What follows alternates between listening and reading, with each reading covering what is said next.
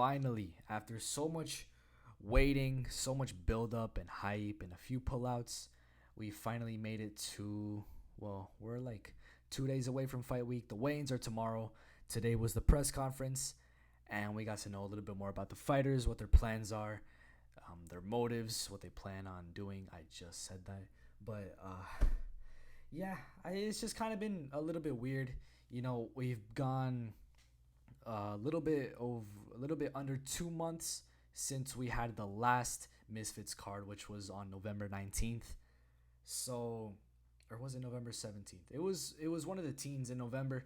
Now we're in the teens of January. We didn't have an event in December, and now we're having the first pay-per-view since August, which is pretty cool. We are now on Misfits X Series 4. And before we start, I'd like to brag about my resume in the whole influencer boxing scene. Pretty much. Not to brag, not to I just said I was bragging, but bragging or not bragging, take it how you will.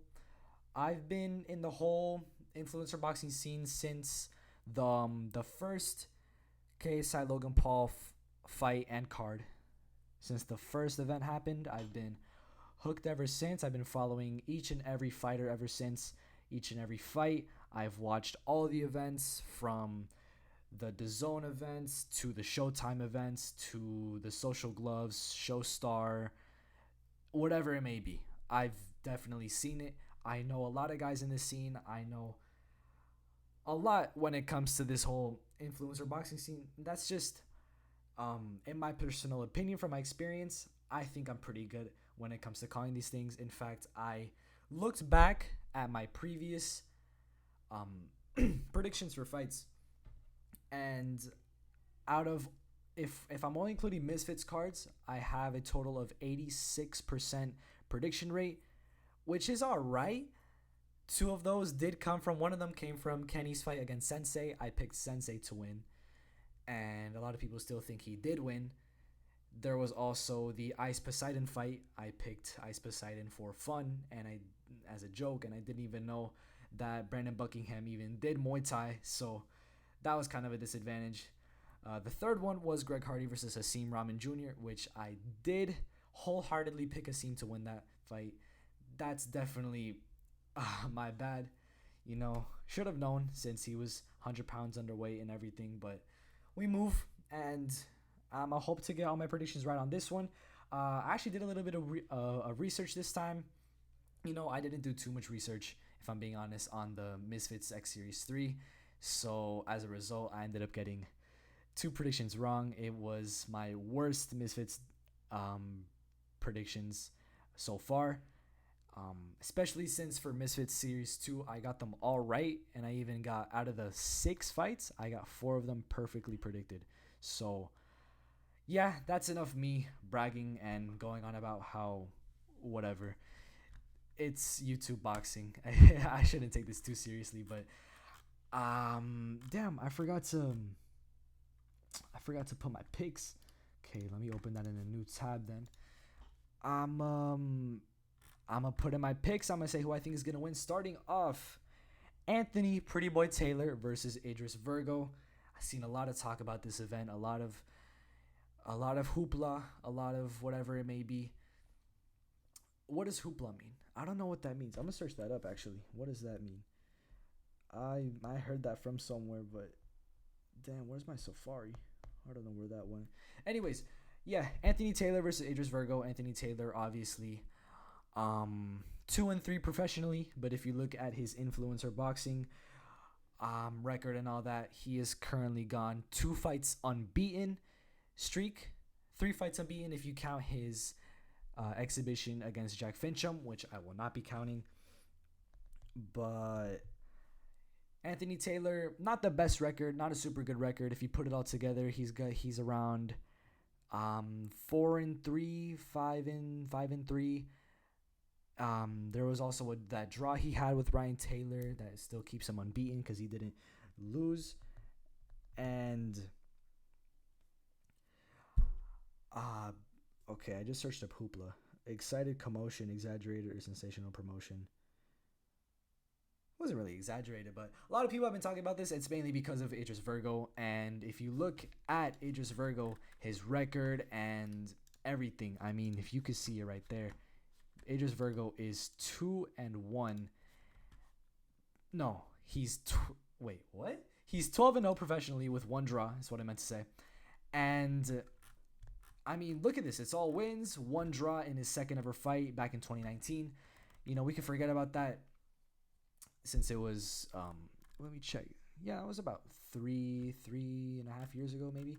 So if we look at everything in his most recent fights, if we look at his last 6, I mean, he's won them all. Most of them came wins by points, but in his most recent fight, it was I think that should have been at the corner at the end of round 7. They were probably going to go on to a round 8, but his corner retired the fight, Trinada's corner. So that's Idris Virgo's most recent fight. Now, if we look at Anthony Taylor, let's open up his page. And oops, I opened an entirely new window on accident. That's my bad. If we look at Anthony Taylor, where did he go? There he is. Okay, Anthony Taylor. Let me see. Okay, so he's 7-5 in professional MMA. We're not going to be looking at that. We are going to be looking at his boxing record, who he's beaten most recently, and his career in boxing in general. So it started with his first fight against Tommy Fury. His first professional boxing fight ever was against Tommy Fury. It was on the Paul Woodley 1 undercard, so back in August of 2021. He lost that fight convincingly by unanimous decision. He did not win a single round of that fight. Tommy Fury was way too big and way too rangy for Anthony Taylor. Taylor couldn't get in. He had a lot of trouble with that. And obviously, as we go on, he manages to overcome that issue that he had with rangy opponents. After that, he went on a 2-fight winning streak. He even got a knockout. Then, obviously, he fought on the Paul Woodley 2 undercard. This was in December. You know, Anthony Taylor, sparring partner of Jake Paul, fights on a lot of his undercards. Lost to Chris Avila. And Chris Avila actually fought on the Paul Anderson Silva undercard. Fun fact. And then in 2022, Anthony Taylor fought against the Mellow Fellow, I'm not even going to say that last name, but it ends in Elle, so you know the nickname rhymes with the last name. He ended up losing that fight. It was a very dull fight. Nothing much happened. But it's safe to say, like, yeah, it is kind of easy to see how he was able to lose that fight. After that, they don't show it here. I'm not even sure if that fight was sanctioned, but it was at an event. Anthony Taylor fought Ryan Taylor. It ended up being a draw, but in my opinion, Anthony Taylor definitely did more to win that fight. And then he made his Misfits the Zone X Series debut on X Series 2. He got 3-second knockdown, super impressive, and then was able to dominate the Ashley Raksu. That was his opponent. Ashley Raksu, 6'3" opponent. Now keep in mind, Tommy Fury in 2021, and even now, he is 6'2". So it's pretty safe to say that Anthony Taylor managed to overcome that reach against opponents. Even if Ashley Raksu isn't as experienced as Tommy Fury, definitely isn't, but that definitely brings up his confidence. Also fought a taller guy in Jack Fincham, which he definitely won. Anthony Taylor won every round of that fight. It's pretty safe to say that, in my opinion. But, you know, Anthony Taylor did pretty good for himself in the year of 2022, now fighting in 2023 against Idris Virgo. Now, I see a lot of people putting Taylor down, saying Idris Virgo is going to humble him, this and that. Don't get me wrong. Idris Virgo is a really good opponent. He does have a few flaws, though, a few mistakes. If we look at his fight with, for example, Scott Williams, you know, his fight against Scott Williams, he did really good. He won pretty much all the rounds, in my opinion. Was very dominant, got the better of every exchange. But the main problem with Idris Virgo here is it's just one like small thing I noticed that is every boxer knows it's a big problem. Idris Virgo brings the opponent into the corner, which is gonna be he's gonna probably do that or try to do that against a smaller opponent like Anthony Taylor. He brings them in, jabs, gets through to their defense. He's very good at getting through to defense, and has good, powerful shots. Even though he doesn't really knock most of his opponents out, they sound like they hurt for the most part. He was able to knock out his most recent opponent, but Idris Virgo just doesn't have a lot of power.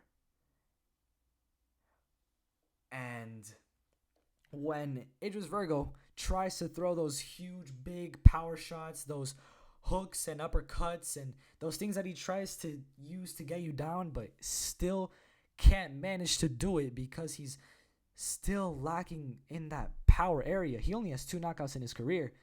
When he throws those big shots, whatever hand he's throwing that shot with, he keeps the other hand down to like his pec and his body, which leaves the other side of his chin way too open, especially for an experienced guy like Anthony Taylor. And even in his other fights against these guys who are relatively unknown guys, even they have been able to clip Idris Virgo with those kind of shots that he just leaves that side of his face open. And if they had that kind of power or confidence, or set it up right, they could have probably put Idris Virgo in a lot of trouble. And it caused Idris Virgo a lot of time to back up. But now imagine what happens when you take the power of Anthony Taylor, the experienced fighter that Anthony Taylor is, the guy that knocks people down, the guy that, he's able to get that 3-second knockdown. He's able to hurt his opponents. He's able to make his opponents quit. Disregarding the Melo Fellow fight or the Ryan Taylor fight where he wasn't really focused. You saw what happens when he gets focused against Ashley Raksu. His girl broke up with him just a few hours before that fight. So what did he do? He rushed in, got the knockdown in 3 seconds, and then dominated the entire rest of that fight against a opponent that was way bigger than him. Somehow the same weight, but just so much bigger and beefier than he was. And Anthony Taylor was still able to dominate every round. And Jack Fincham as well.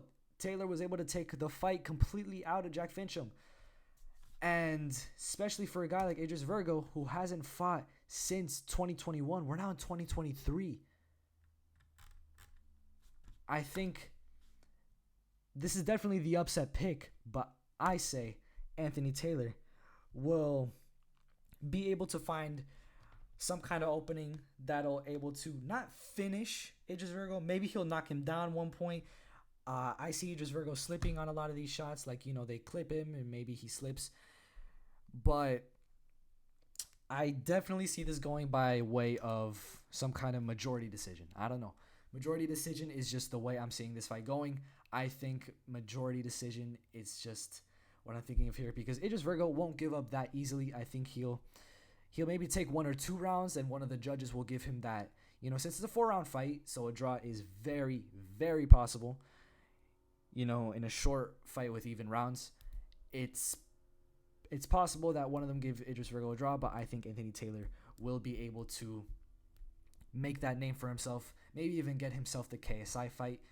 Anthony Taylor will put himself on the table with this fight. That's what he's doing. They put him on the first fight of the night. That disrespect will not slide with Anthony Taylor when he's focused, when he really wants something. When he wants that fight with KSI, he's going to show you that he deserves the fight with KSI.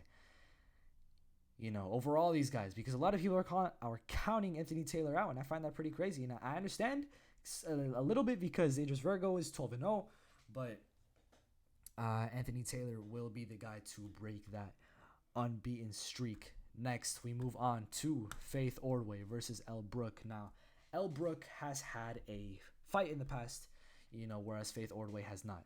Elle Brooke did fight on that Kingpin card in July. I think it was of July 2022. And she was the co-main event. She was able to get the win against her opponent by unanimous decision. She won every round on the judges' scorecards. I had her losing the first round, but she definitely did good to win all the other rounds. Her opponent didn't know how to fight at all, so Elle Brooke was able to very easily get through those shots.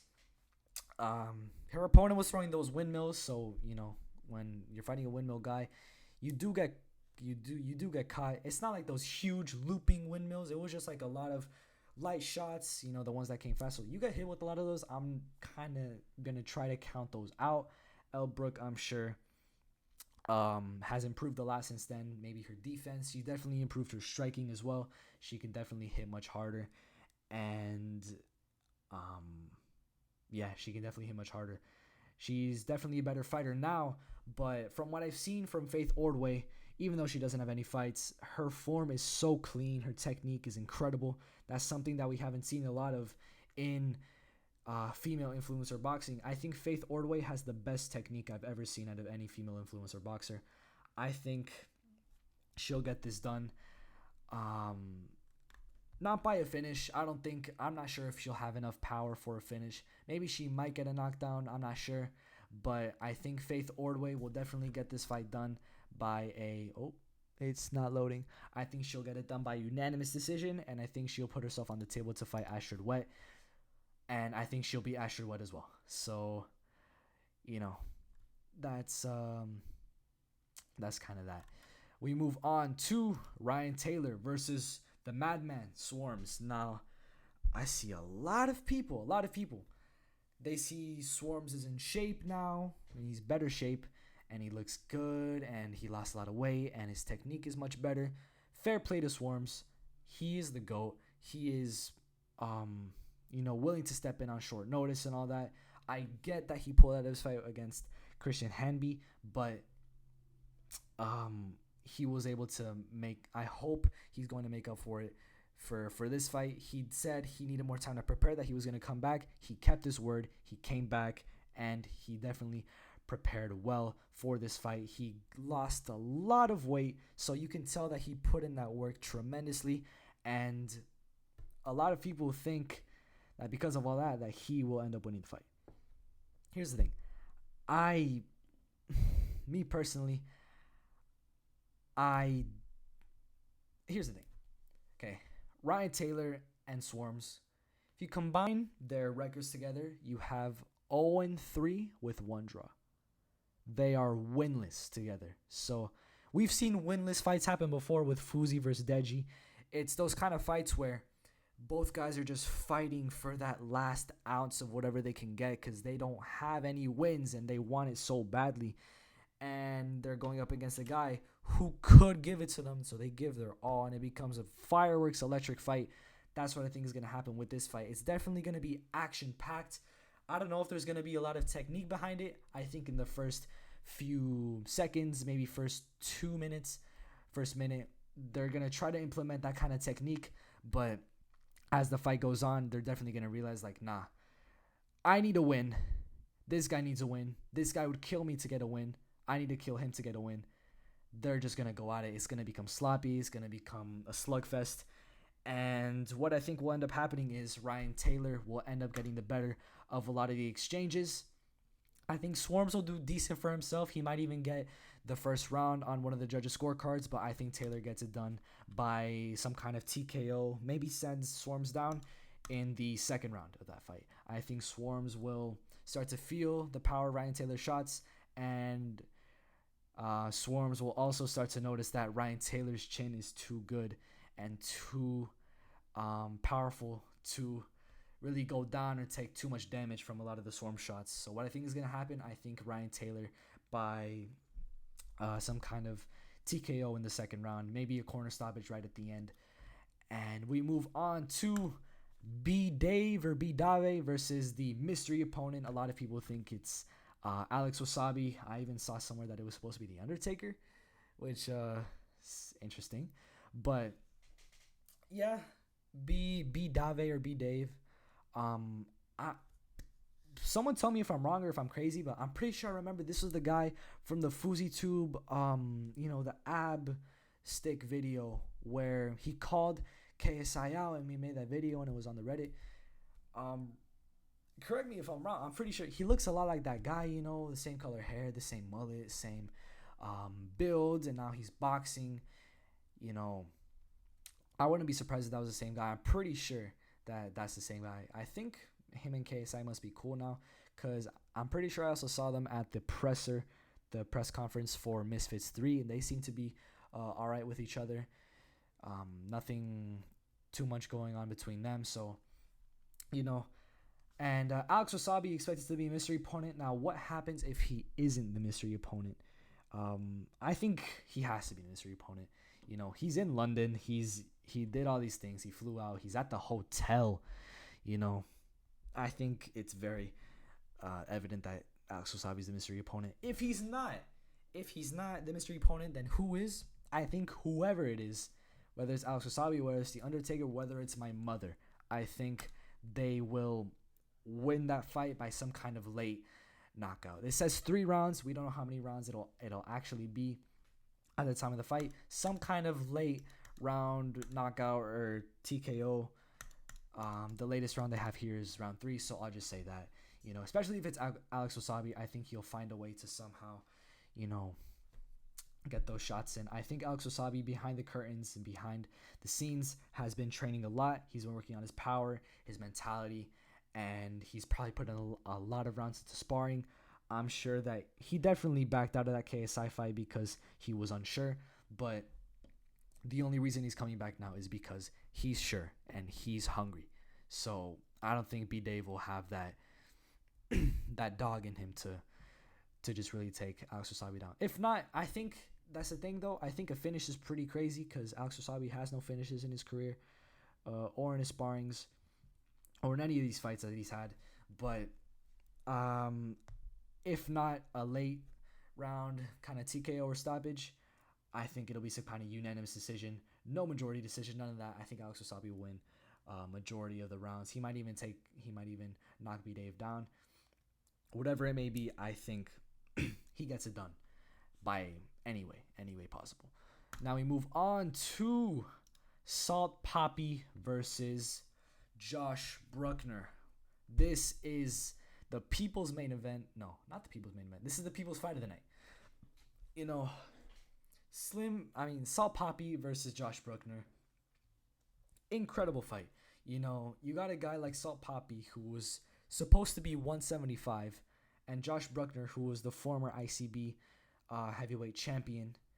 You know, because ICB, they kind of pulled out of that influencer boxing space. So I was gonna make a video about that. I'll make a video about that tomorrow, I think, just to kind of clear everything up and kind of explain what's going on there. And so Salt Papi, we just gotta look at both of these guys. We gotta open the new tabs for this one. This fight is that close. I mean, it's an incredible fight, really. It's an amazing matchup between two guys that are facing each other very early in their careers. This is the toughest test of both of their careers as well. You have a guy like Salt Papi, hasn't really fought the best. He fought a top, I think he's either number 3 or number 4 heavyweight in Halal Ham. I'll check right now what he's ranked. I will check because I posted it in my community. If I scroll all the way down, it should be there. Gotta wait for it to load. Yeah, it's right here. Okay, so if I go to heavyweight, yeah, Halal Ham is ranked number 4 in the heavyweight division. Obviously, number 1 is Josh Brueckner. So, and then you have Andy Worski, who in cruiserweight is ranked number 13, which is the complete bottom. It is dead last in cruiserweight.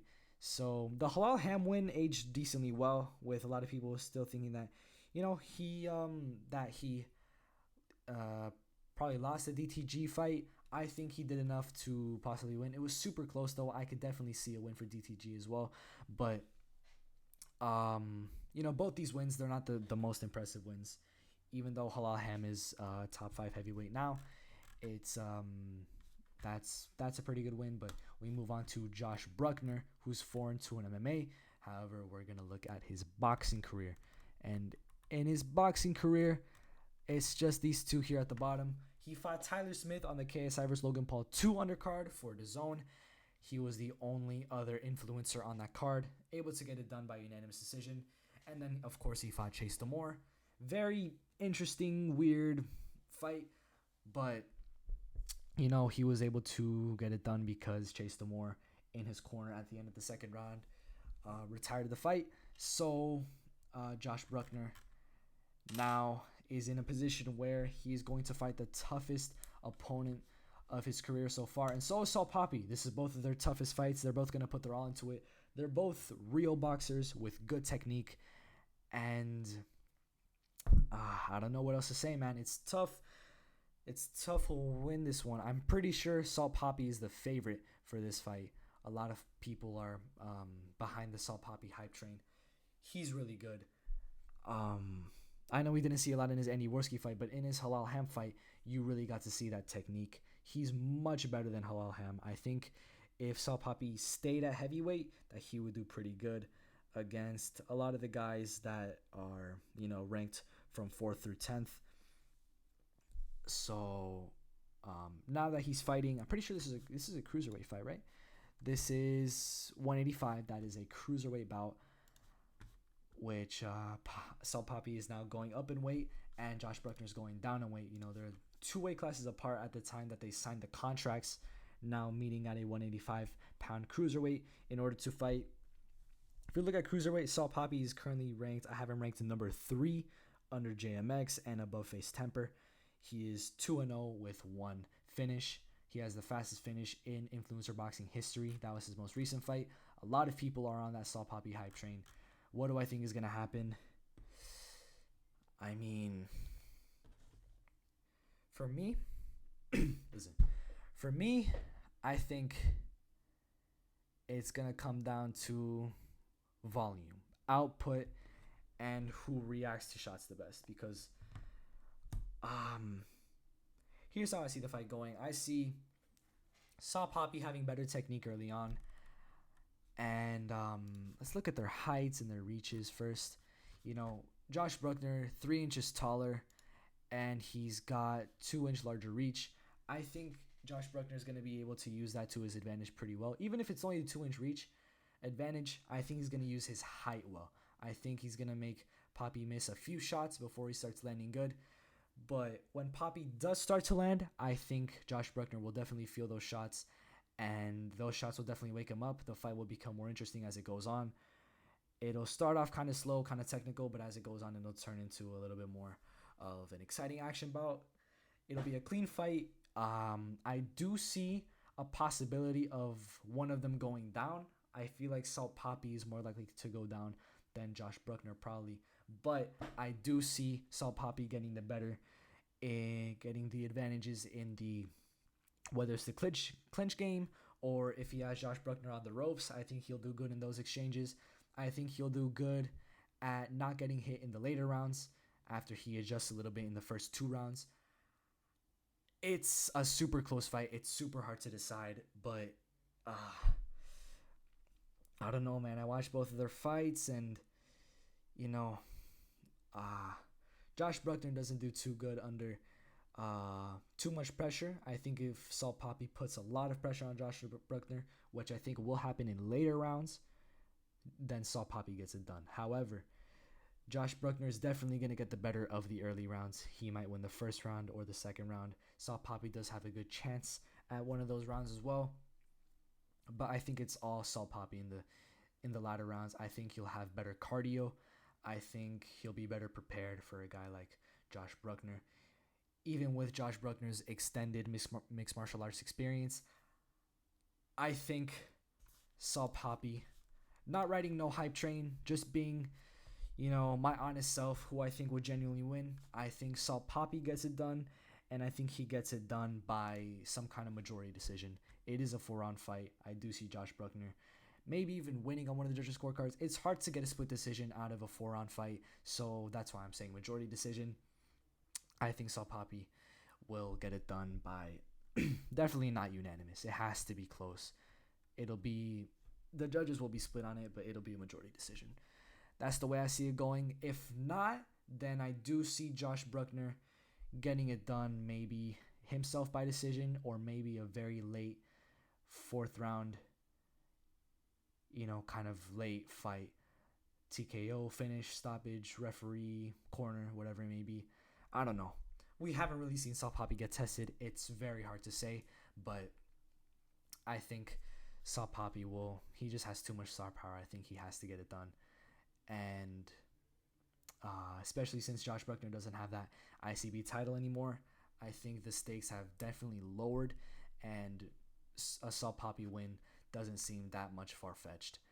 After all, we move on to Slim the Hitman Al-Bahar versus Tom Zanetti. Tom Zanetti making his debut in boxing in a fight for the title. You know, it's wild how these things happen.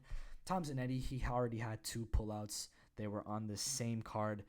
And, you know, Misfits had been trying to find an opponent. Slim was down to give him that title shot. This is now his debut fight. A lot of people are saying Tom Zanetti's gonna pull up that upset. A lot of people see it happening. A lot of people want to see it happen. Man, that's just not happening. Listen, I think in the first round and in the first round only, Tom Zanetti will put that pressure on Slim, and Slim will be kind of like, well, you know, it'll kind of affect him a little bit. It'll be like, you know, like, damn, it's hard to do anything when this guy's just so aggressive and whatnot. But here's the thing.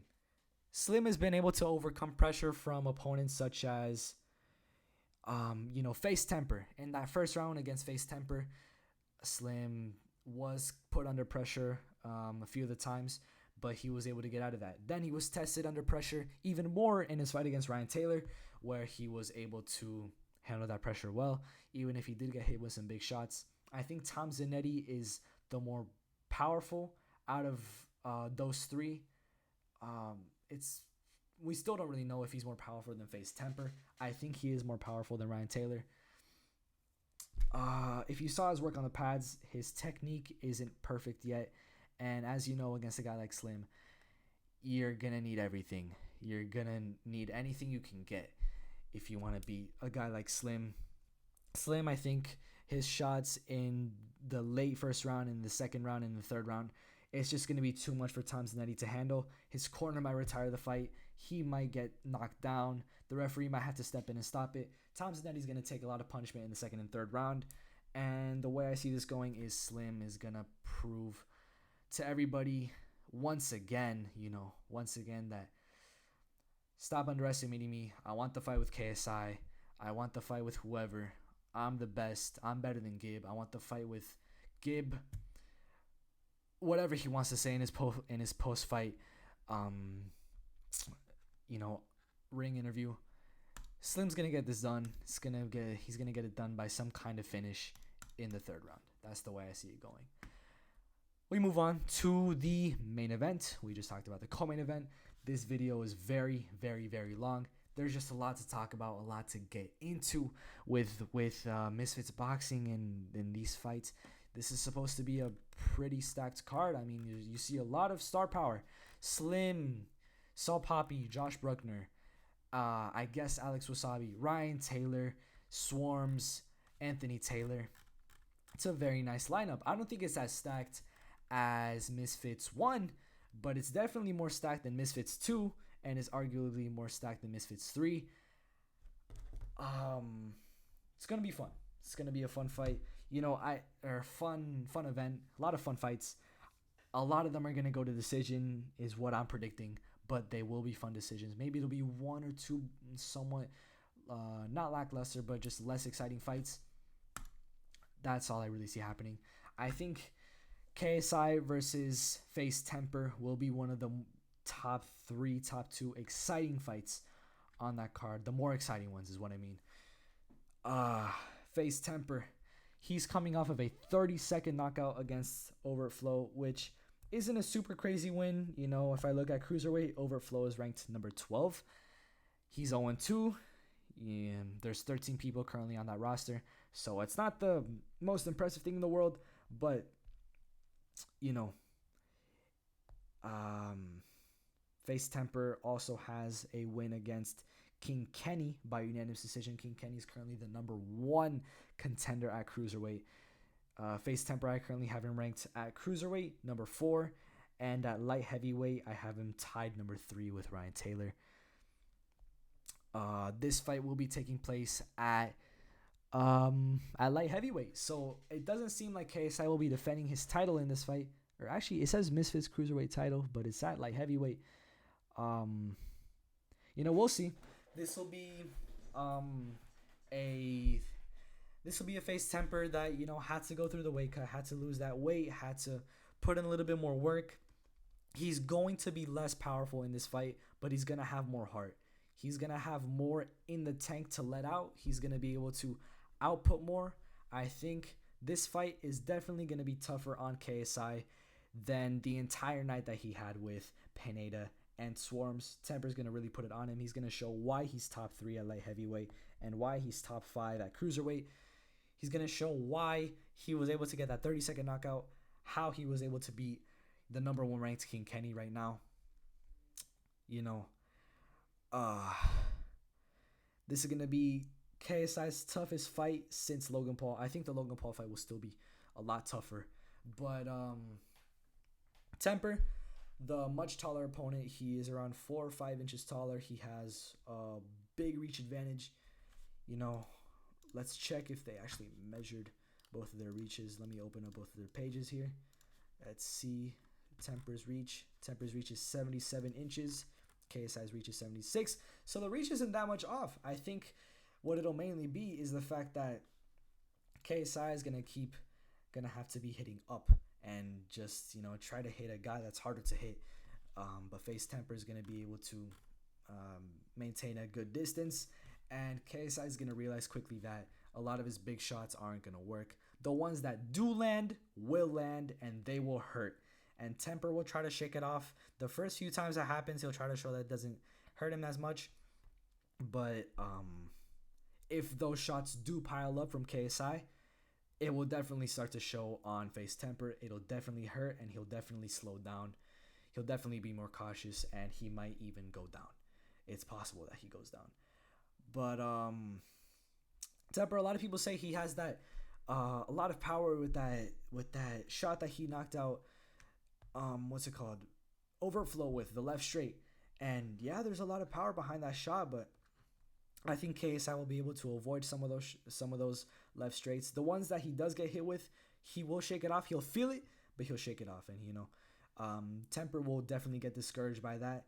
I feel like this is one of those fights that as it goes on, it's just going to become, Temperrr might win the first round. He might even take it on one of the judges' scorecards, but as the fight goes on, it's going to become a less and less and less version of FaZe Temperrr. He's going to deteriorate. He's going to slow down. He's going to have less output. And then KSI, he's going to speed up. He's going to hit more, land more. He's going to have more output. That's the way I see this fight going. And KSI, he's going to be much faster this time around. But his technique will improve a little bit, is what I predict. It'll improve a little bit, but not a lot. I think, especially with a guy like FaZe Temperrr, look, if KSI was being so wild against a guy like Swarmz, a guy that he should be easily, even if Swarmz was running away, so KSI needs to be kind of crazy, or even a guy like Luis Pineda, like throwing those big, huge shots that a lot of them miss and a lot of them are crazy that he could get caught with. A lot of those shots, he didn't really get provoked to throw those shots too much because those guys aren't high-level guys. They're not the biggest guys. Obviously, if you're throwing them against Logan, it makes sense. Logan's a big, strong, heavier guy. Stronger, more powerful guy. So when that pressure's put on you, you're going to throw those crazy shots. Now, Temperrr, being your tallest opponent to date, has the most impressive record out of all your opponents. That is fact. FaZe Temperrr has the most impressive record out of anyone KSI has fought so far. He's definitely not the best. I think Logan is better, but Temperrr in this fight will prove that he has an argument to be up there, close to Logan. Not super close, but he'll be in that conversation. I think he will remain a top 175er, a top 200 pounder, or no, a top cruiserweight fighter.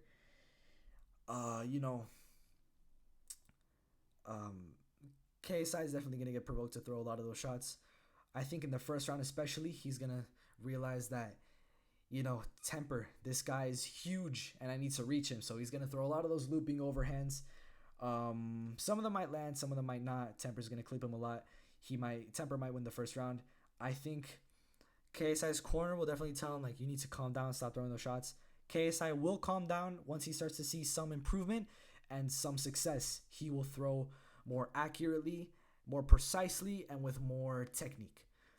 I think in the second and third round, he'll have way better technique, land way better shots, and then he'll be able to slightly take, a little bit more than slightly take, the second and third round. And then in the fourth round, KSI is going to want to finish for sure. Either the fourth or fifth, maybe even sixth round if it does end up going that far. But KSI knows that it cannot go not even to the sixth round. KSI knows that he shouldn't let it go there, because if he does, he will be ridiculed online just for letting that fight not even go the distance, but just to go to the last round. He will definitely have to try to bring something up. If it's not in the fourth round, it's in the fifth round. The fourth round is going to be a lot of action. And if a finish doesn't happen in the fourth, it'll happen in the fifth, like I said. But it's hard to say fourth or fifth round. You know, this is a 6-round fight. It's harder to choose. You got, instead of 4 or 3 rounds to choose from, you got to think about 6 rounds.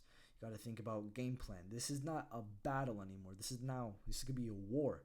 You know, this is 18 minutes of fighting.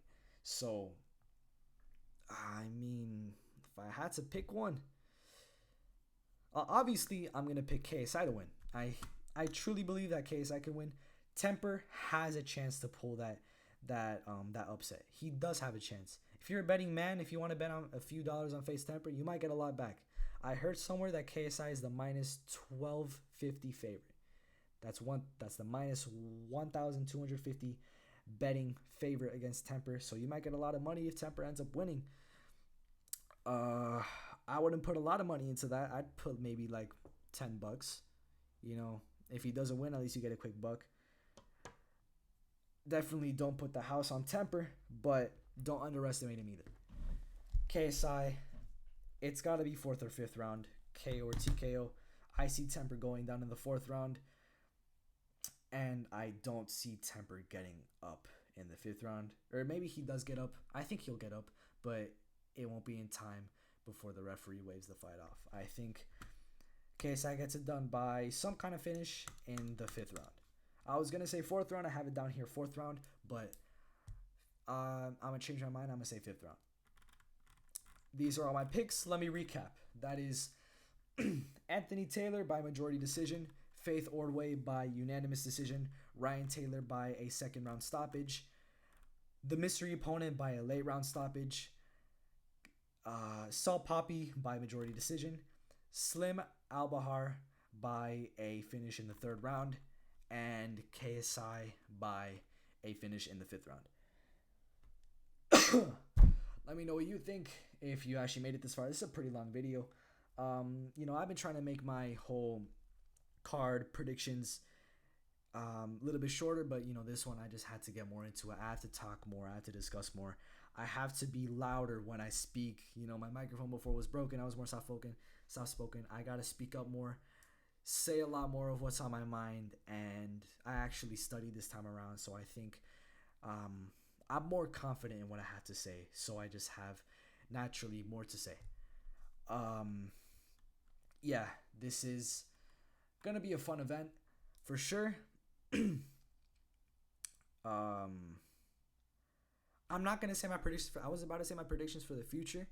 I'll do that in the card review. This is just the card predictions. In the card review, I'll say everything else that I need to say. Whew. Yeah, longer video, fun video. I can't wait to see this event, genuinely. It's been way too long without a Misfits event, but I'm glad we're going to have one in January, February, March. And I think they're looking at April or May as well. Whatever it may be, we're getting a lot of Misfits action in the upcoming months. Super excited. And yeah, not much else to say. Just this video is long enough anyways.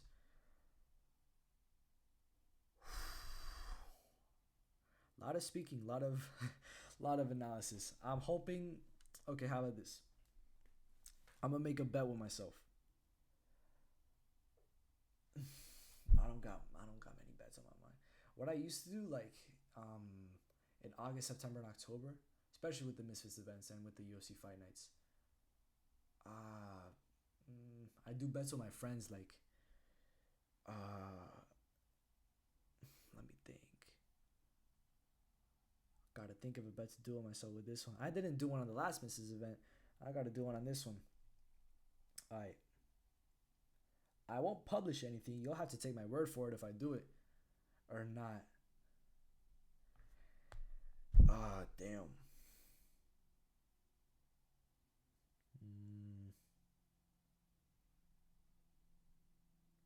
Nah, I don't got anything. I'll have to think about it tomorrow or later tonight.